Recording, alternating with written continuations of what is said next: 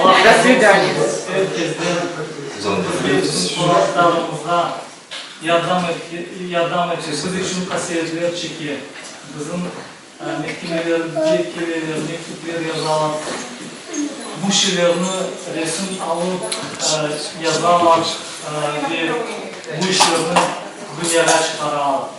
Его обвиняют в терроризме, обвиняют ни в чем не виновного человека, который не совершил никакого преступления. Все обвинения строятся на показаниях скрытого свидетеля.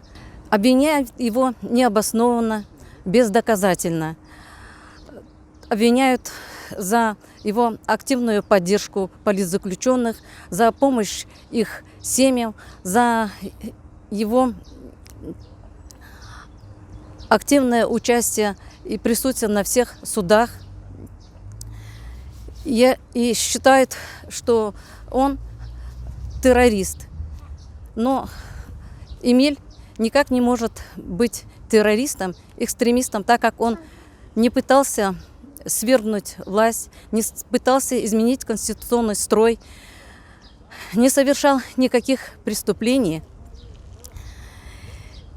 И люди, которые вершат правосудие, их не одолевает ни совесть, ни сомнения, мораль им чужда и неведома.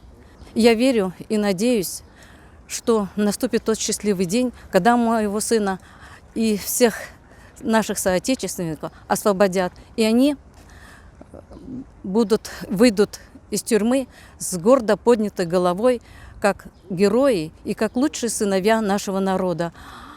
А мы будем доказывать правоту и неправомерные действия.